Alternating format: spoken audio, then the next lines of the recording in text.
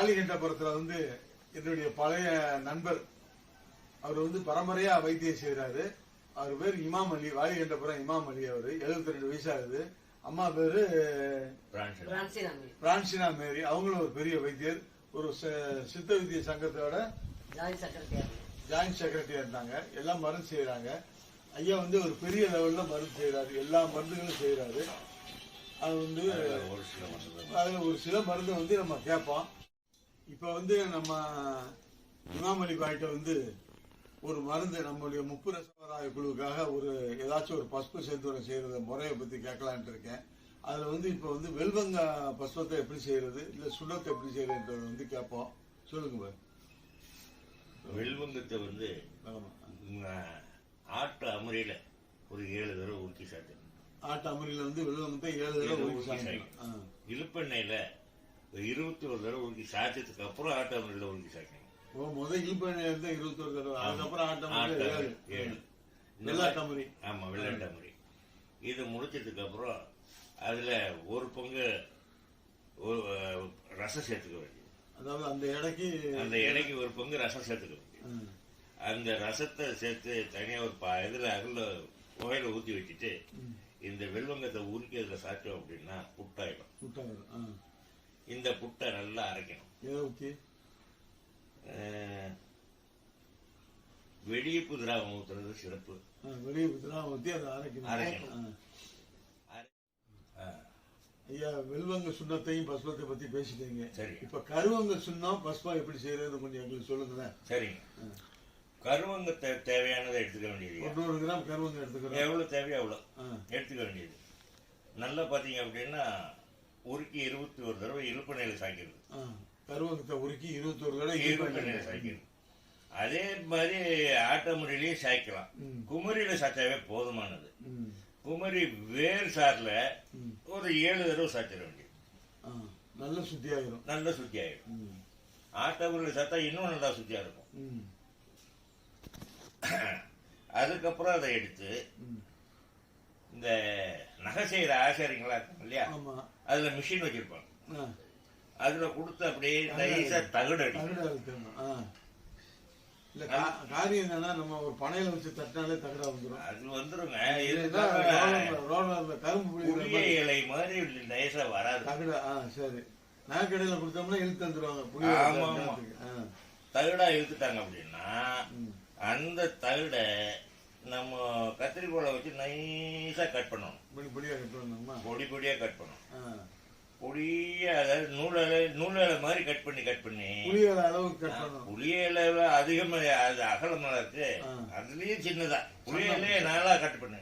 ஆமா, சன்னமா வெட்டணும். சன்னமா வெட்டி ஒரு பாத்திரத்துல போட்டு நம்ம அமுரிய விட்டு ஊற விடும். சரி, நான் அமுரிய விட்டு வெயில் வச்சிருக்கோம். ஒரு வாரம் 10 நாள் வச்சிருக்கோம். அப்புறமா காஞ்சிரும், மறுபடியும் அமுரி விடுவோம். இந்த மாதிரியே விட்டு விட்டு விட்டு பாத்தீங்க அப்படின்னா கடைசியில எல்லாம் கூழு மாதிரி இருக்கும். கூழு மாதிரி எல்லாம் கரைஞ்சிடும். அமுரினா நீங்க எதை எடுக்கிறீங்க? இந்த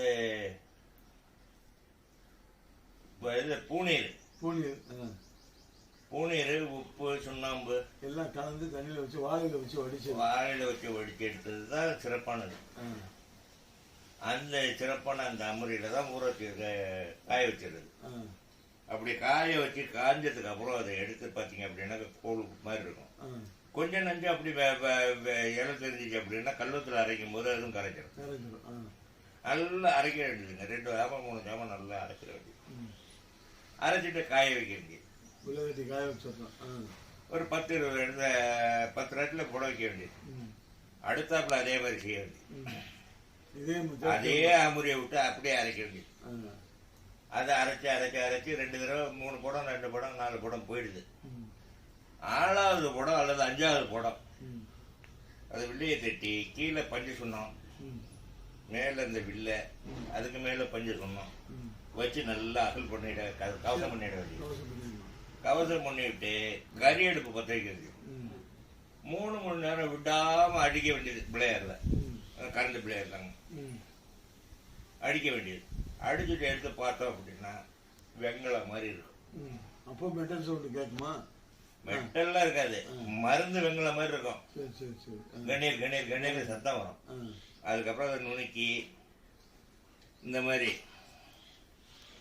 படிகாரத்தை சுண்ணமாக்கணும். படிகார சுண்ணம். அந்த படிகார சுண்ணம் ஆக்கும்போது படிகாரத்தை நெருப்பில் போட்டு பொறிச்சு எடுத்துருவாங்க. பொறிச்சு எடுத்து பவுடர் பண்ணிக்கணும். அதோட பாதி அண்டை சுண்ணம் சேர்க்கணும். அண்டை சுண்ணம் சேர்க்கணும். இது ரெண்டையும் சேர்த்து நம்ம கடுங்காரமா வேணும்னு நினைச்சோம்னா வெடிப்பு கிராகத்துல விட்டு அரைச்சு நல்ல ஒரு புடம் போட்டு எடுத்துட வேண்டியது. அப்ப கடிகாரமா கடுங்காரம் சுண்ணம் கிடைச்சிடும். அந்த சுண்ணத்துல ஒரு பங்கு, இது 2 பங்கு கருவங்கம். இப்ப நம்ம செய்து வச்ச கருவங்கம் இது ரெண்டையும் சேர்த்து ஒரு அரவை கொடுக்க வேண்டியது. அரவை கொடுத்து அந்த ஜெயநீர்லயே கொடுத்துட்டோம்னா இந்த மாதிரி வரும். நல்லா வெள்ளை வெளியே பாத்தீங்களா, இந்த மாதிரி வரும்.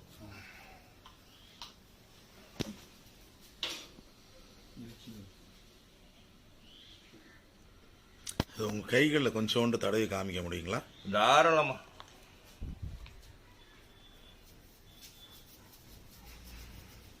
நன்றி. இத நாங்க சக்கரை நோயாளிகளுக்கு கொடுத்து பார்த்ததுல நல்ல பலன் இருக்கு. நீரழிவுக்கு அருமையா வேலை செய்து, இது கால் எரிச்சல், கை எரிச்சல், இந்த சுருக்கு சுருக்குன்னு குத்துறது, தீ பிடிச்சி எறிகிற மாதிரி எரியுறது, இந்த கெண்டைக்காலு இந்த தொடையெல்லாம் அப்படி குடையிறது, இதெல்லாம் குறையிறத நான் கவனிச்சிருக்கிறேன். இந்த மாதிரி என்ன செஞ்சு சாப்பிட்டு நல்லா. ஐயா, இந்த ஊத்தி அரைக்கிறதுக்கு அமுரி ஊத்தினு சொன்னீங்களா? ஆமா. அதை பத்தி நீங்க கொஞ்சம் தெளிவா சொல்ல முடியுமா? சொல்லுங்க. சொல்லுங்க ஐயா. நம்ம அந்த பூநீர்னு சொல்லி பூமியில விளையுதுங்க கவர்மெண்ட் காட்டுல, பூநீர் உப்பு. அந்த பூநீர் உப்பு கொண்டு வந்து நல்லா வந்து சுண்ணாம்பு தெளிவுல கரைச்சி நல்லா காய வச்சு தெளிவு எடுத்து, 3வது நாள் தெளிவு எடுத்து, 4வது நாள் தெளிவு எடுத்து நல்லா வெயில்ல காய வச்சு எடுத்துருது. சரி.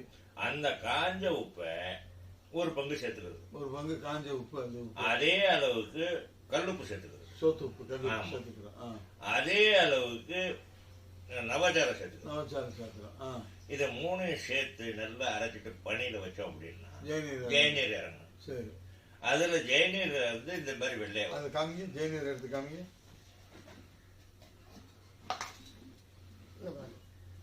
இந்த பாருங்க, இந்த மாதிரி ஜெயநீர் எடுத்து ஜெயநீர். ஆமா, இதை ஊத்தி தான் நீங்க அதை அரைச்சிருக்கீங்க. இதை ஊத்தி தான் நான் வெயில்ல காய வச்சிருக்கேன். எதுல அந்த மிஷின்ல கொடுத்த அந்த இலை இருக்கு பாத்தீங்களா, கருவங்காய் இலை, அத வெயில்ல வந்து இதை ஊத்தி கரைச்சிருக்கீங்க. ஆமா, கரைச்சதுக்கு அப்புறம் அது வெயில்ல வச்சு எடுத்தது. அது 1-2 மிச்சம் வந்துச்சுன்னா கல்லுத்தூள் கொடுத்து அரைக்கும் போது அதுவும் கரைஞ்சிடும். இப்ப இது எடுக்கும் போது வேற மஞ்சள் நீர் எதுவும் வந்துச்சா? பாருங்க, அது எடுங்க. இதுக்கு அடுத்தாப்புல வந்தது இந்த நீர். இந்த நீர் இதை வச்சு என்ன செய்யலாம்? இது அதையும் சேர்த்து அதை அரைச்சிட்டே இதையும் கொஞ்சம் சேர்த்து அரைச்சோம்னா இன்னும் கொஞ்சம் நல்லா வேலை. அதாவது 2 காரம் சாரமா இருக்கும். சரி, ரைட். ஆமா. அப்ப அதுல முடிச்சதுதான் இந்த கருவங்க. அதுல முடிச்சதுதாங்க இந்த கருவங்க. ஆனா நல்லா வெள்ளை வெள்ளையர்னு வந்திருக்கு. ஆமாய்யா. இது வந்து அப்பதே சொல்லிட்டீங்கல்ல என்ன நோய்க்கு கொடுக்கலான்றத? எல்லா நோய்க்கும் தரலாங்க. மேக்சிமம் சர்க்கரைக்கு, அதாவது தொடையில இருந்து கீழே சர்க்கரைனால வர புண்ணிய ஆரோக்கியம் எல்லாமே சர்க்கரைக்கு அவ்வளவு வேலை செய்யும். எல்லா விதமான சர்க்கரையும் வேலை செய்யும். இதுக்கு எதுவும் பத்தியம் இருக்குதா?